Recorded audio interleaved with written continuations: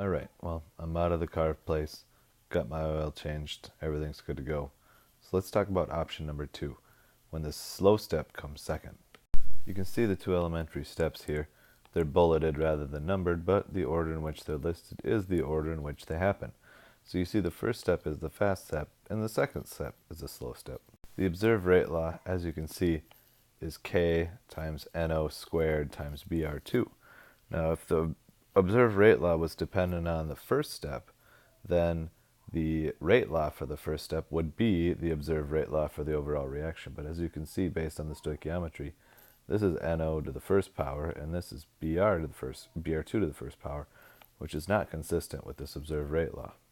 So what I'm about to do now is basically prove this observed rate law exists from the elementary steps listed up above. In a proof, we know the final answer. I'm going to show you how we get to that final answer.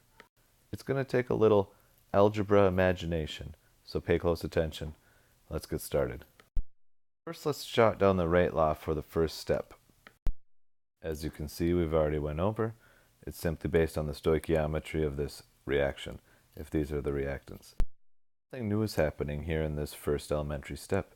Because the first step is fast compared to the second step, the first reaction actually forms a dynamic equilibrium, where the NO and the Br2 form the product NOBr2, but because this reaction is happening so fast in comparison to the other one, that in fact the products begin to reform the reactants. And so what's really happening is we have two reactions going on at the same time, one in the forward and one in the reverse. And we need to actually account for that little bit of NOBr2 that's being lost and reforming the NO plus the Br2 as a reactant. It's a product of the reverse reaction. So let's jot down the rate law for the reverse reaction. I call this rate -1 because it's the first reaction but just in the reverse, so -1 seems to make sense.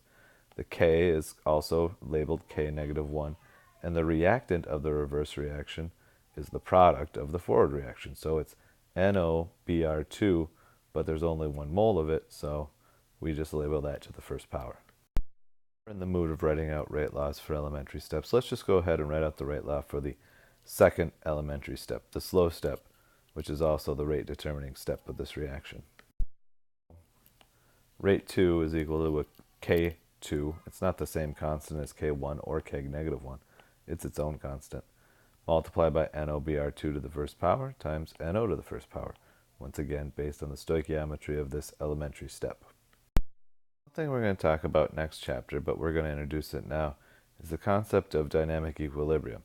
And what's really happening is that when a reaction is in dynamic equilibrium, and essentially what it means is it's reversible, what happens is the rate of the forward reaction reaches and is equal to the rate of the reverse reaction. That is the point at which is defined as dynamic equilibrium. It has nothing to do with the actual concentration of the reactants and the products of that reaction itself. It has to do with the rates.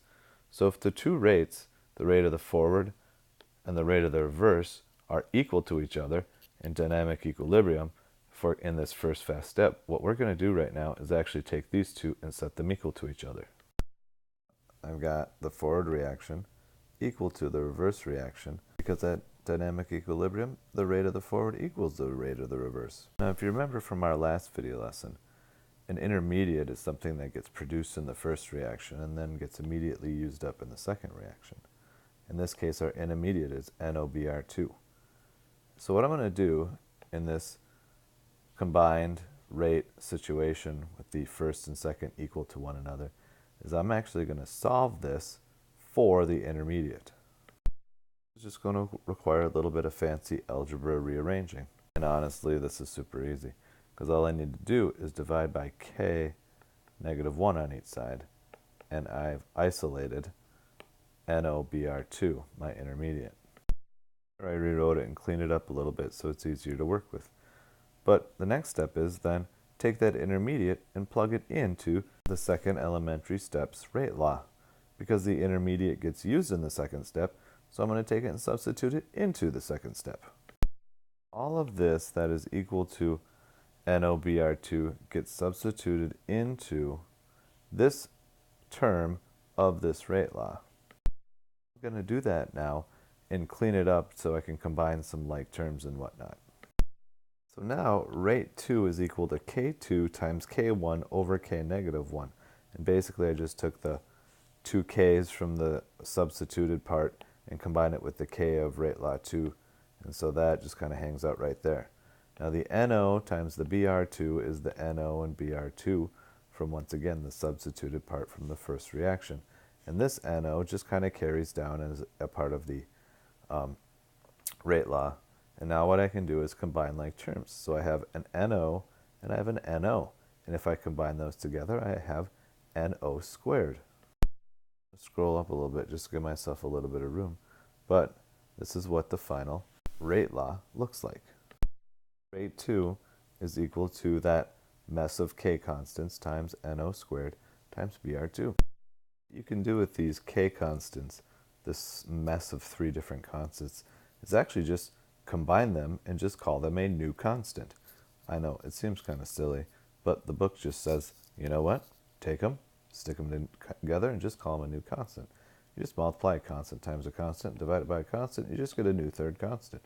So that's what I'm going to do. There you go, you just got a new k constant.